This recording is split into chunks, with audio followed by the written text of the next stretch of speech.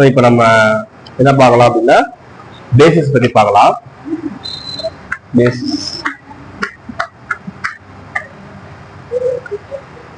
இப்போ V of F, that is V என்றது vector space over the field நம்ம எடுத்துக்கிறோம். இப்போ B ஒரு செட் எடுக்கிறோம். அந்த B ல வந்து நம்ம some finite vectors கலெக்ட் பண்றோம். V1 V2 etc. Vn ன்னு finite vectors கலெக்ட் பண்றோம், which is subset of the நம்மளுடைய வெக்டார் ஸ்பேஸ் ஓவர் F. இத வந்து நான் பேசிஸ் சொல்லணும்னா it's called basis of V அப்படி நான் சொல்லணும்னா, if இந்த B வந்து பாத்தீங்கன்னா இந்த B வந்து லீனியர்லி இண்டிபெண்டண்டா இருக்கணும். First one, B is linearly independent செட்டா இருக்கணும்.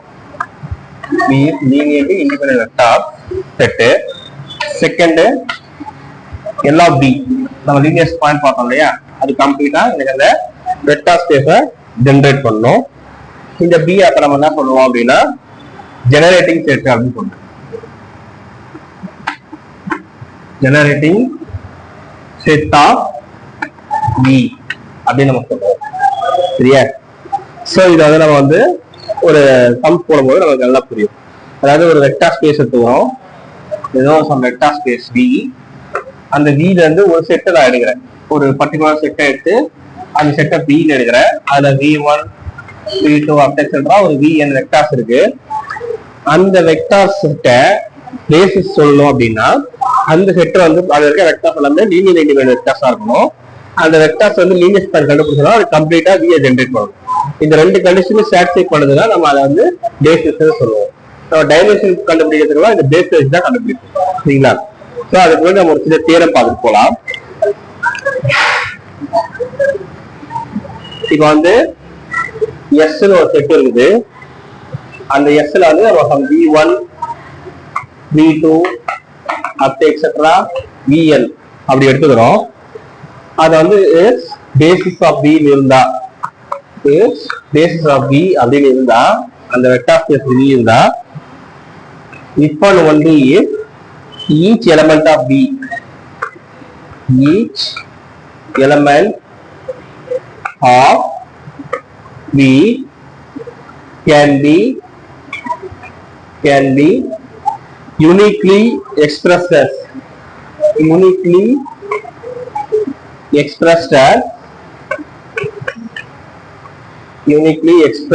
as linear combination of the vector. Linear combination of the vectors V1 V2 etc. Vn. அதாவது நீங்க வந்து யூனிக்லினா இங்க என்ன ஒன்லி ஒன் வே தான் எக்ஸ்பிரஸ் பண்ண முடியும் அப்படின்னு அர்த்தம். இப்போ எக்ஸாம்பிளுக்கு வந்து நான் ஏதோ ஒரு வெக்டார்ஸ் எடுத்துக்கிறேன் அப்படின்னு எடுத்துக்கலாம். லெட் V என்ற ஒரு வெக்டார்ஸ் எடுத்துக்கிறேன், நான் V என்ற ஒரு வெக்டார் எடுக்கிறேன். அந்த V வந்து எனக்கு என்னன்னா, நான் என்னோட V வந்து எதுனா V நின்று எடுக்கிறேன். அது மாதிரி ஃபர்ஸ்ட் வந்து ஒரு நம்ம பேசிஸ் எடுத்துக்கிறோம் இல்லையா, எஸ் பேசிஸ்னா கண்டிப்பா அந்த செட்ல இருக்க எல்லாமே லீனியர்லி இண்டிபெண்டன்ட் வெக்டர்ஸா இருக்கும். ஒன்னு. ரெண்டாவது எல்லா பேசிக்கோட கம்ப்ளீட் வியா இருக்கும். That is V1 V2 up to etc. Vn வந்து பார்த்தோம்னா இஸ் லீனியர்லி இண்டிபெண்டன்ட் செட்டா இருக்கும். அதுக்கப்புறம் ஃபர்ஸ்ட் பாயிண்ட். ரெண்டாவது இந்த எஸ் வச்சு லீனியர் ஸ்கொயர் போடனா அது கம்ப்ளீட்டா V க்கு ஈக்குவலா இருக்கும். இப்போ என்னுடைய வெக்டார் ஸ்பேஸ்ல இருந்து நான் ஒரு வெக்டார் எடுக்கிறேன், V எடுக்கிறேன். அந்த V வந்து நான் என்ன பண்றேன், சம் லீனியர் காம்பினேஷனா எழுதுறேன். A1 V1 plus A2 V2 up to etc. plus AN Vn எழுதுறேன். இதை வந்து இந்த ஒரு வழியில மட்டும்தான் எழுத முடியும் அப்படின்றாங்க. அதான் எனக்கு தேர்வு சொல்லுது.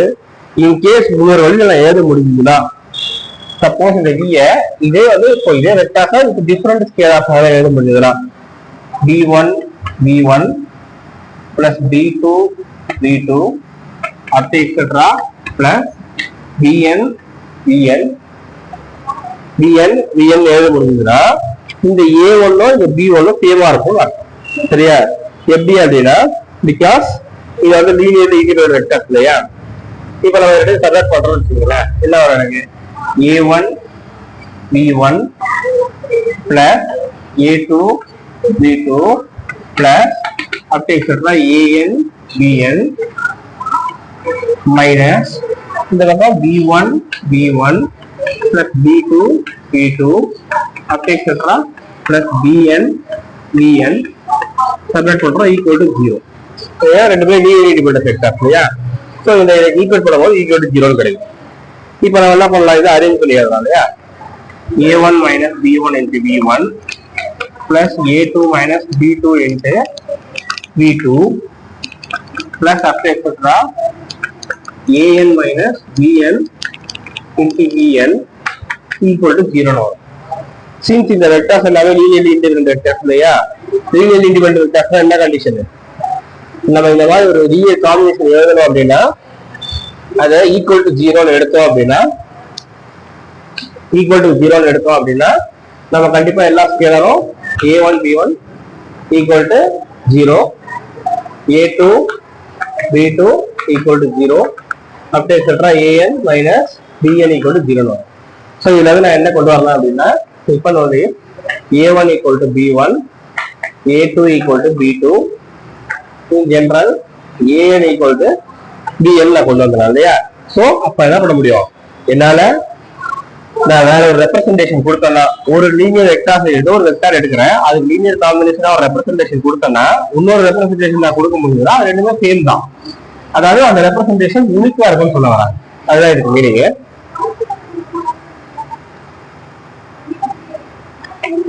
இப்போ நம்ம வந்து டைமென்ஷன் தான் என்னன்னு பார்ப்போம். நெக்ஸ்ட்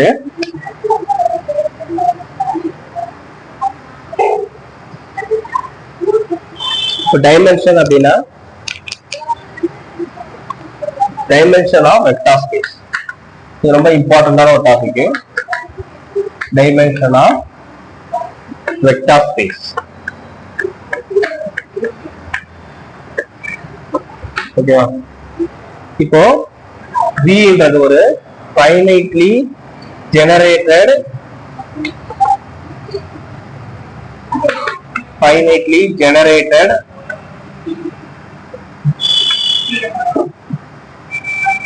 வெக்டார் ஸ்பேஸ் அப்படின்னு எடுத்துக்கோம். இவனால வந்து வெக்டார் ஸ்பேஸ் பார்த்துருக்கோம். இது finitely generated வெக்டார் ஸ்பேஸ் பார்ப்போம். ஒன்றும் இல்லை, பேசிஸ்ல அடிக்கிற எலமெண்ட் ஃபைனைட்டா இருக்கும். நம்மளோட பேசிஸ் ஃபார்ம் பண்ற பேசிஸ் தான் நம்ம டைமென்ஷன் கண்டுபிடிக்க போறோம். அந்த பேசிஸ்ல இருக்க எலமெண்ட் எல்லாமே finite number of elements are. So finitely generated vector space அப்படி நம்ம எடுத்துக்கிறோம். Then dimension of B, dimension அதாவது dimension of B equal to number of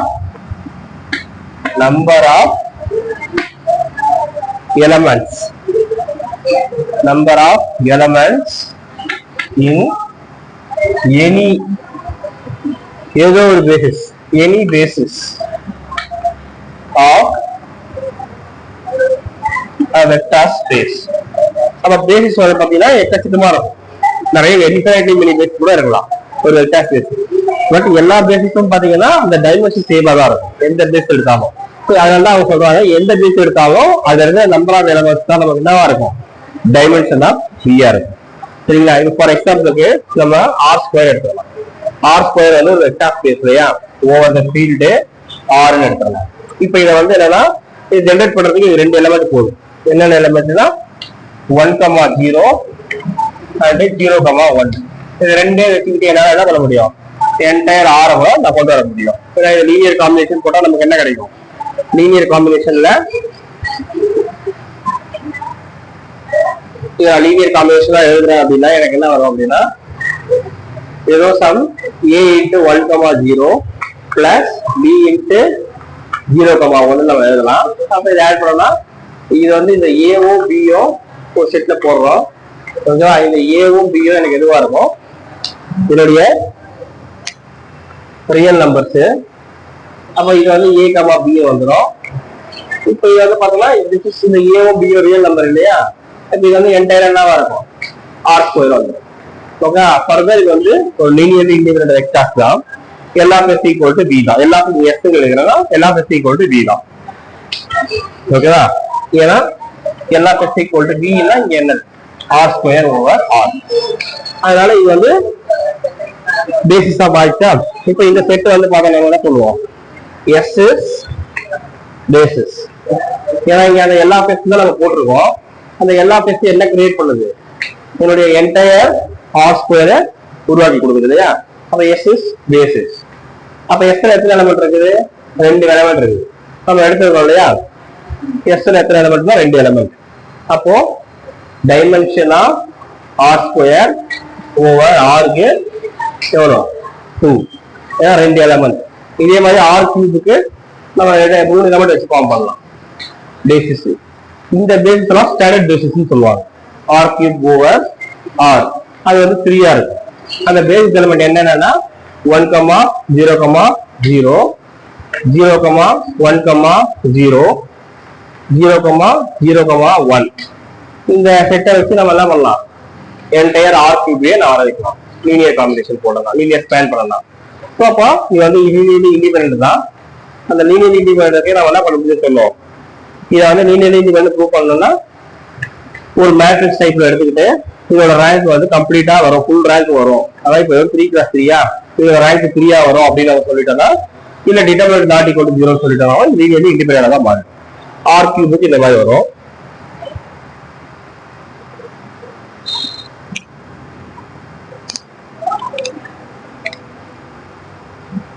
அதே மாதிரி ஆர் பவர் எண்ணுக்கு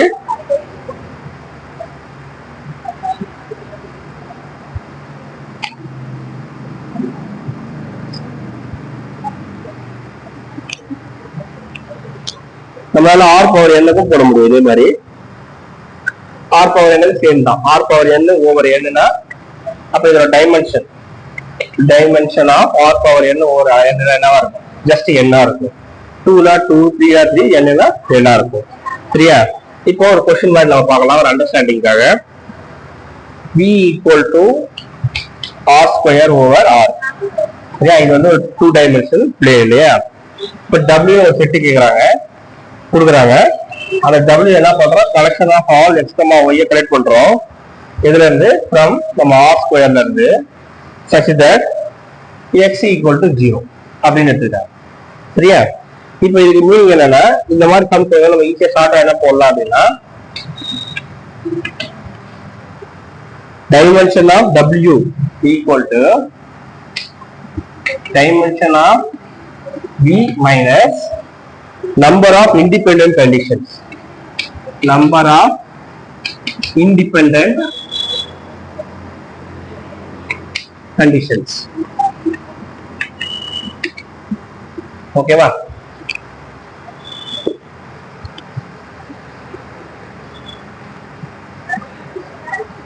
இங்க டைமென்ஷன் ஆஃப் V வந்து பார்த்தோம்னா 2 இல்லையா. டைமென்ஷன் ஆஃப் V வந்து 2 மைனஸ் கண்டிஷன் இங்க இண்டிபெண்டன்ட் கண்டிஷன் 1 தான். 1 அதுக்கு ஆன்சர் வந்து 1.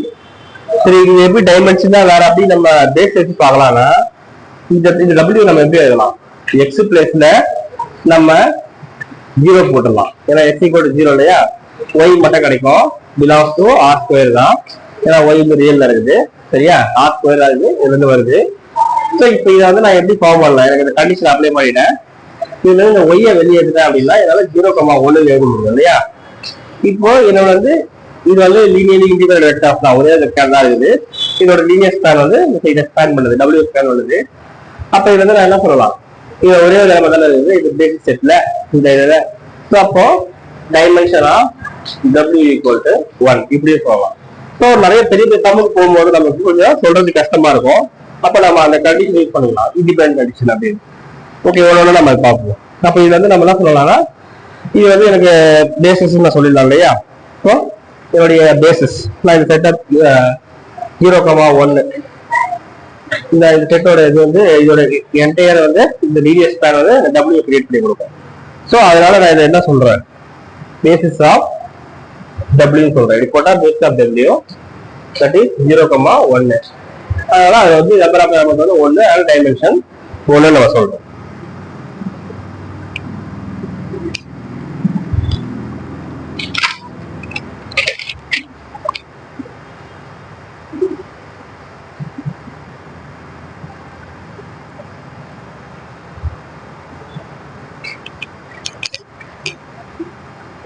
இப்போ செகண்ட் क्वेश्चन பார்ப்போம். r cube over r என்னுடைய b w ஒரு செட் எடுக்கிறேன். இந்த w என்ன பண்றோம்னா collection of all 3 tuples x, y, z belongs to r cube collect பண்றேன் such that x plus y equal to 0, y plus z equal to 0 இந்த மாதிரி ஒரு கண்டிஷன் வச்சு எடுக்கிறேன். ஸோ அப்போ இது நம்ம யூஸ்வலா போனாலே அப்போ டைமென்ஷனா w எனக்கு என்ன கிடைக்கும்? v ஓட dimension of v minus number of independent conditions. இங்க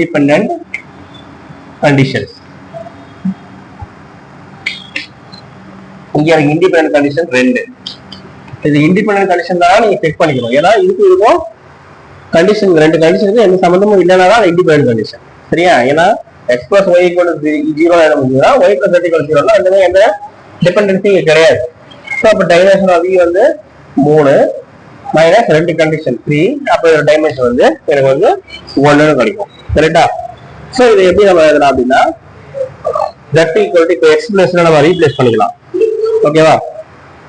y plus நம்ம என்ன பண்ணலாம்? y equal to இப்போ இந்த இடத்துல இருந்து எனக்கு x plus y equal to என்ன கிடைக்குது? எனக்கு x plus y equal to 0 இருக்கு இல்லையா? அப்போ y equal to minus x வந்துடும். Next y plus z equal to 0 இருக்கு இல்லையா? அப்போ y equal to minus z வந்துடும். ஓகேவா? அப்போ இங்க மைனஸ் z y க்கு பதிலா என்ன போடலாம்? மைனஸ் x போடலாம் இல்லையா? பிகாஸ் இதெல்லாம் இந்த மைனஸ் கொண்டு வரும். அப்போ இந்த பக்கம் கொண்டு வந்தா z equal to minus y ஆயிடுமா? அப்போ z equal to minus y பதிலா minus x. அப்போ x. அப்போ இந்த செட்ல எப்படி இருக்கும் டப்பிள்ஸ் எல்லாம்? w equal to ஃபர்ஸ்ட் இருக்கிறது x, செகண்ட்ல இருந்து y equal to minus x, தேர்ட்ல இருந்து z equal to x, such that x எல்லாமே ரியல் நம்பர். ஓகேவா? அப்போ இது வந்து x வெளியே எடுத்தோம் அப்படின்னா 1, -1 இந்த மாதிரி வந்துடும் இல்லையா? such that என்னுடைய x belongs to real number. இப்போ இந்த இதுதான் வந்து என்ன செட்டு? Basis of w. அப்போ இதோட டைமென்ஷன் வந்து எனக்கு என்ன இருக்கும்? Dimension of w equal to எனக்கு 1 கிடைக்கும். இது போடுறது இப்படி ஷார்ட்டா கண்டிஷனா போடுவோம். இப்போ இது இண்டிபெண்டா இல்லையா நம்ம சொல்றதுக்கு 2 கண்டிஷன் மேலவா போயிடுச்சுன்னா ராய்க்கு மெத்தட் யூஸ் பண்ணி சால்வ் பண்ணா ரொம்ப ஐடியலா இருக்கும்.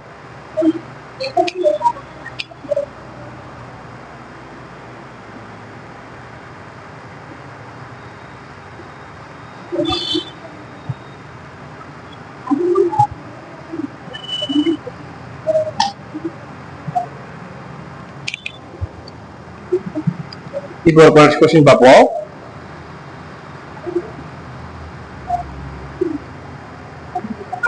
e equal to r power 4 over r. 4 tuples இது. s ஒரு செட் எடுக்கிறேன். அதுல நான் என்ன பண்றேன்? x, y, எல்லாம் 4 டப்பிள்ஸ் z, w கலெக்ட் பண்றேன். which is belongs to r to the power of 4 such that condition கொடுக்கிறேன் x minus y plus z equal to 0, 2y plus w equal to 0, x plus y plus z plus w equal to 0. இந்த மாதிரி நான் எடுத்துக்கிறேன். என்னுடைய செட்டை இந்த மாதிரி எடுத்துக்கிறேன். இப்போ இதில் பார்த்தோம்னா 3 கண்டிஷன் இருக்கிற மாதிரி தெரியுது இல்லையா? உடனே நம்ம வந்து டைமென்ஷன் ஆஃப் v வந்து 4 minus 3 condition 4 minus 3 equal to 1 போட தப்பாயிடும். ஏன் தப்பாகுதுன்னா இது 3 இருக்கவா தெரியும், மற்ற 3 இண்டிபெண்டன்ட் கண்டிஷன் கிடையாது. எப்படி அதை சொல்லலாம் அப்படின்னா ஃபர்ஸ்ட் ஒரு கண்டிஷன் இருக்கு இல்லையா? x minus y plus z equal to 0.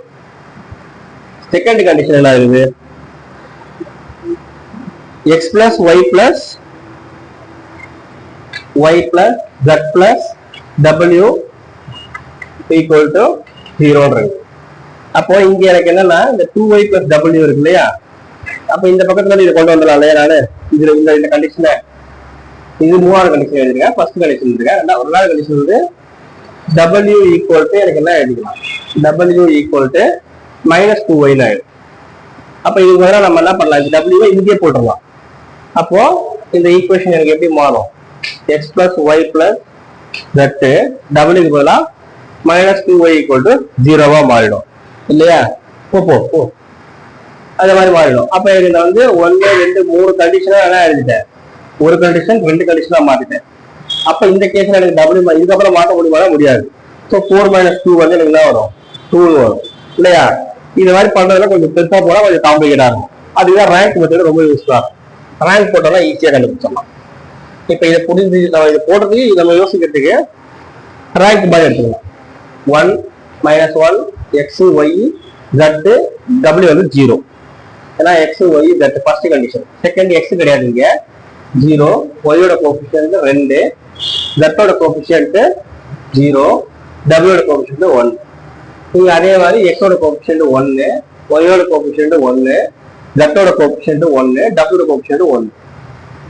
இப்ப இதுக்கு நம்ம ரேங்க் போடலாம். அப்ப ரேங்க் போடும்போது நமக்கு என்ன கிடைக்கும், 1 - 1 1 0 0 2 1 0 2 0 1. நான் என்ன பண்றேன், R3 மாத்துறேன். R3 implies just R3 - R1 பண்றேன். அப்போ 1 - 1 0 1 - 2 ஆயிடும். என்ன மைனஸ் 1 - 1 0, நெக்ஸ்ட் 1 - 0 1 ஆயிடும். அடுத்த கேஸ்ல நம்ம என்ன பண்ணலாம், இது ரெண்டுத்தையும் R3 implies R3 - R2 பண்ணலாம் இல்லையா? அப்போ 1 - 1 1 0 0 2 0 1 0 - 0 0 0 0 0. அப்ப இந்த கேஸ்ல எனக்கு என்ன வருது, இதுல இருந்து இதை நான் ஏன்னு எடுத்துக்கிட்டேன் அப்படின்னா இந்த மேட்ரிக்ஸ என்னுடைய ரேங்க் ஆஃப் ஏன்னா வருது 2ன்னு வருது. அப்போ நம்பர் ஆஃப் இண்டிபெண்டன்ட் கண்டிஷன், ரேங்க்ல நான் இண்டிபெண்டன்ட் ரோஸ் இல்லையா, நம்பர் ஆஃப் இண்டிபெண்டன்ட் ரோஸ் வந்து இதுல பார்த்தோம்னா 2 தான். ஸோ அப்போ டைமென்ஷன் எனக்கு என்ன இருக்கும், dimension equal to W S இல்லையா, இங்க S dimension of S equal to dimension of V 4 - 2 இங்க. ஸோ இதோட ஆன்சர் வந்து 2. இந்த மாதிரி ப்ராப்ளம் நிறைய CSIல கேட்கறாங்க. இது எப்படி அப்ரோச் பண்ணணும்னு தெரிஞ்சா நல்லது.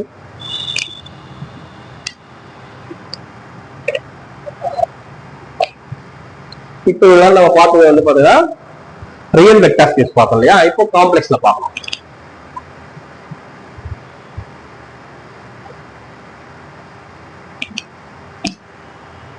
இப்போ லெட் என்னுடைய V வந்து நான் என்ன எடுத்துக்கிறேன், காம்ப்ளெக்ஸ் நம்பர்ஸ் எடுத்துக்கிறேன். C என்னுடைய காம்ப்ளெக்ஸ் நம்பர்ஸ் எடுத்துக்கிறேன். ஸோ அதுல இருக்க எலமெண்டா எனக்கு தெரியும், A + BI ஃபார்மேட்ல இருக்கும், இந்த IB ஃபார்மேட்ல இருக்கும். இதுல அந்த ஏவும் பியும் எனக்கு என்ன, ஜஸ்ட் ஒரு ரியல் லைன். இப்போ இதோட டைமென்ஷன் என்ன அப்படின்னு சொல்றோம், டைமென்ஷன் ஆஃப் V என்ன அப்படின்றாங்க. இப்போ எனக்கு இங்க இந்த கொஸ்டின் நான் எப்படி எழுதலாம், பேசிஸா ஃபார்ம் பண்ணும்போது பேசிஸ் தான் அப்படின்னா இல்லையா, A பிளஸ், இப்போ நான் எப்படி எழுதலாம், A × 1 ஜஸ்ட் இதே வச்சுக்கலாம், பிளஸ் B × I. நான் என்ன பண்ண போறேன், சப்செட் காம்ப்ளெக்ஸ் நம்பர் தான் எடுக்க போறேன். ஒரு C இதுதான் காம்ப்ளெக்ஸ் நம்பர் அப்படின்னு வச்சுக்கிறோம். இதுல இருந்து ஒரு சப்செட் எடுக்க போறேன். அந்த சப்செட் காம்ப்ளெக்ஸ் நம்பர் தான் எடுக்கிறேன். அது B எடுத்துக்கிற வச்சுக்கோங்க. B ல நான் 1, I எடுத்துக்கிறேன். இப்போ இந்த 1 I வச்சு என்னால ஒரு என்டையர் காம்ப்ளெக்ஸ் நம்பரை கிரியேட் பண்ண முடிஞ்சிச்சு. அப்ப இது வந்து பேசிஸ் ஆஃப் V என்னது, இதுதானே வரும். இது வந்து லீனியர்லி இண்டிபெண்டன்ட் ஆயிடுச்சா, இது லீனியர்லி இண்டிபெண்டன்ட் ஆயிடுச்சு. இது கம்ப்ளீட்டா என்ன, இது ஸ்பேன் பண்ணுது இல்லையா, எல்லா B = என்னுடைய VS ஸ்பேன் பண்ணுது. அப்போ டைமென்ஷன் எவ்வளவு, 2 எலமெண்ட். இது வந்து டைமென்ஷன் ஆஃப் V எவ்வளோ, எனக்கு 2. இதுல என்னென்ன விஷயம், ஓவர் த ஃபீல்டு அதான் இம்பார்ட்டன்ட். ஓவர் த ஃபீல்டு எனக்கு இங்க R, சரியா? So V = complex vector space எடுக்கிறோம் over real field, over field. இந்த ஃபீல்டுல அந்த ஃபீல்டு வந்து 2 எலமெண்ட் A B இல்லையா, இதுல அந்த ஏவும் பியும் எலிமெண்ட் எடுக்கிறோம், ரியல் எடுக்கிறோம். அதை எனக்கு ஜென்ரேட் பண்ணும்போது இந்த மாதிரி எனக்கு கிடைக்கும் கம்ப்ளீட்டா.